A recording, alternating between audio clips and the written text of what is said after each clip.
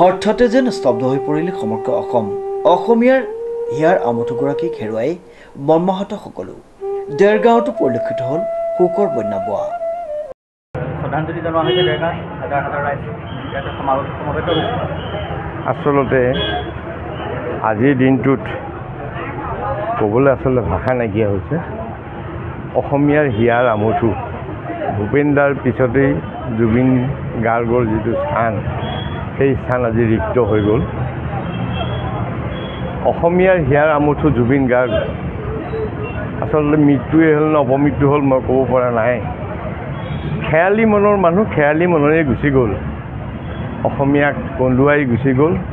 তেওঁৰ যিখিনি সৃষ্টি, সেই সৃষ্টি কিন্তু অনবদ্য। সেই সৃষ্টিৰ তুলনা আচলতে নাই। আমি দ্বিতীয় এজন আৰু জুবিন গাৰ্গ আমি নাপাম। তেওঁৰ অমৰ সৃষ্টিক আমি অসমীয়াই জীয়াই ৰখাটো আমাৰ কৰ্তব্য বুলি আমি ধৰি লৈছোঁ আৰু আমি আশা কৰিছোঁ জুবিন দাক আমি আত্মাৰ সদগতি পাওঁ। পৰিয়াললৈ মই সমবেদনা জনাইছোঁ আৰু অসমৰ এক অপূৰণীয় ক্ষতি, যিটো ক্ষতি আমি কোনেও পূৰাব নোৱাৰোঁ, একেবাৰে দীঘলীয়া সাংঘাতিক এটা ক্ষতি হ'ল। সেই ক্ষতি আমি আৰু কোনোদিন আন এজন জুবিন গাৰ্গ আৰু আমি নাপাম। দেৰগাঁও চহৰত দেখা গ'ল সন্ধিয়াৰ আগতেই বন্ধ হৈ পৰা দেৰগাঁও চহৰ। দেৰগাঁও চাৰিআলিত দেৰগাঁৱৰ সচেতন ৰাইজ, বিভিন্ন দল সংগঠনসমূহে হিয়াৰ আমঠু জুবিন গাৰ্গক শ্ৰদ্ধাঞ্জলি বন্তি প্ৰজ্বলন, শ্ৰদ্ধাঞ্জলি জনাই হিয়াৰ আমঠু জুবিন গাৰ্গক। আচলতে ভাষা নাই বৰ্তমান এই সময়ত। আজি যি সময়ত এই বাৰ্তা লাভ কৰিলোঁ, সেই সময়ত স্তব্ধ হৈ পৰিলোঁ। সমগ্ৰ অসমবাসী বৰ্তমান স্তব্ধ। এক অপূৰণীয় ক্ষতি, অসমীয়া জাতীয় জীৱনৰ এক অপূৰণীয় ক্ষতি, যি ক্ষতি আমি কেতিয়াও পূৰাব নোৱাৰোঁ। সংস্কৃতিৰ জগতখনেই হওক বা এজন ভাল অসমীয়া মানুহ হিচাপে তেওঁৰ যি অৱদান অসমবাসীলৈ, অসমলৈ, আৰু এই জীৱনটো অসম আৰু অসমীয়াৰ বাবেই তেওঁ উৎসৰ্গা কৰিলে। আজিৰ দিনটোত অসমৰ পৰা বহু দূৰৈত তেওঁক আমি যিধৰণে চিৰবিদায় জনাবলগীয়া হ'ল, সঁচাকৈ বৰ কষ্টকৰ হৈছে প্ৰতিজন অসমীয়াৰ বাবে। হৃদয়ৰ গভীৰতম কোণৰ পৰা শ্ৰদ্ধাঞ্জলি জ্ঞাপন কৰিছোঁ যে তেখেতক বৈকুণ্ঠত স্থান দিয়ক আৰু আহি থকা দিনবিলাকত জুবিনৰ সৃষ্টি প্ৰতিজন অসমীয়াৰ বুকুত উজ্জীৱিত হৈ থাকিব, সজীৱ হৈ থাকিব। আহি থকা প্ৰজন্মই জুবিনক সদায় স্মৰণ কৰিব, জুবিন অমৰ হৈ ৰ'ব। এজন মানুহ হিচাপে মই আগতেই কৈছোঁ, এজন প্ৰকৃত মানুহ হিচাপে তেখেতে যিধৰণে প্ৰচাৰ বিমুখভাৱে যিধৰণে সমাজৰ সেৱা আগবঢ়াইছিল, সঁচাকৈ তাক ভাষাৰে বুজোৱাটো কঠিন।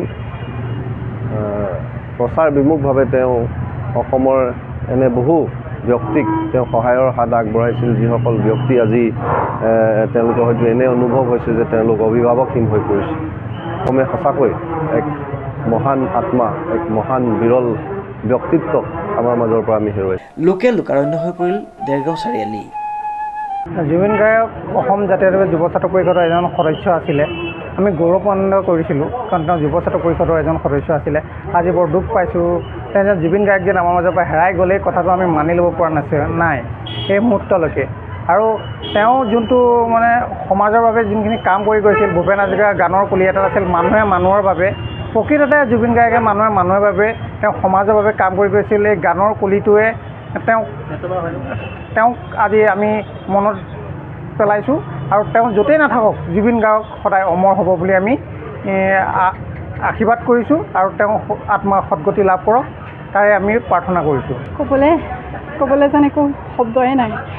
আচলতে যাৰ গান শুনি শৈশৱ, ল'ৰালি, কৈশোৰ, যৌৱন অতিবাহিত হ'ল, বৰ্তমানেও যাৰ গান বুলি ক'লে পাগল, আচলতে পাগল, যাৰ গানেই নহয়, যাৰ ব্যক্তিত্বৰো এক চুতীয়াকৈ মই পাগল সঁচাকৈ। মানে বহুত ভাল পাইছিলোঁ জুবিন দাক।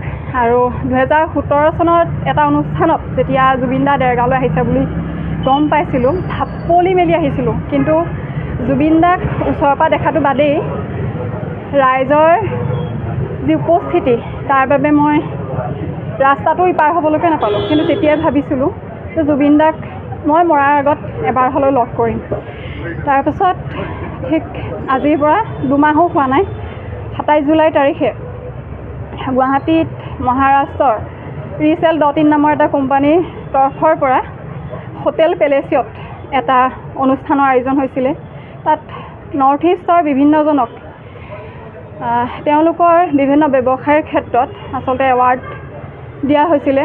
মোলৈকো সেই নিমন্ত্ৰণ আহিছিলে, গ'লোঁ। জুবিন দাক ওচৰৰ পৰা পোৱাৰ হেঁপাহটো পূৰণ হ'ল আৰু জুবিন দাক লগ পাই কৈছিলোঁ, দাদা আপোনাক বহুত ভাল পাওঁ আৰু আপোনাক লগ পোৱাৰ হেঁপাহ এটা বহুত দিনৰ পৰা পুহি ৰাখিছিলোঁ। তেতিয়া জুবিন দাই পিঠিত ঢকা মাৰিছিলে আৰু এটা হাঁহি বিয়পাই দিছিলে। সঁচাকৈ সেই হাঁহিটো মোৰ এতিয়াও বুকুত খুন্দিয়াই আছে। আৰু তেওঁৰ কাৰণে মই তেওঁ অসুস্থ থাকোঁতে 2টা কবিতা লিখিছিলোঁ। সেই কবিতা দুটাও তেওঁৰ হাতত তুলি দিছিলোঁ। মানে দাদাই বৰ আগ্ৰহে আঁকোৱালি লৈছিলে। সঁচাকৈ মোৰ কাৰণে সেই স্মৃতি আজীৱন সজীৱ হৈ থাকিব। তেওঁ য'তেই আছে, বৰ আচৰিত ধৰণে তেওঁ আমাৰ মাজৰ পৰা হেৰাই গ'ল। বৰ সঁচাকৈ তেওঁ কাকো কষ্ট নিদিলে। আগৰ পৰা বেমাৰত ভুগি থাকি বা তেনেকৈ একো কষ্ট নিদিয়াকৈ আঁতৰি গ'ল। কিন্তু এটা ঝাটকা লাগিছে, কিন্তু তেওঁৰ ভাষাতে যদি ক'বলৈ যাওঁ বৰ বেয়া এটা ঝাটকা দি থৈ গ'ল সকলোকে। দেৰগাঁৱৰ পৰা নৱজ্যোতি ভৰালীৰ ৰিপৰ্ট, নিউজ নাও।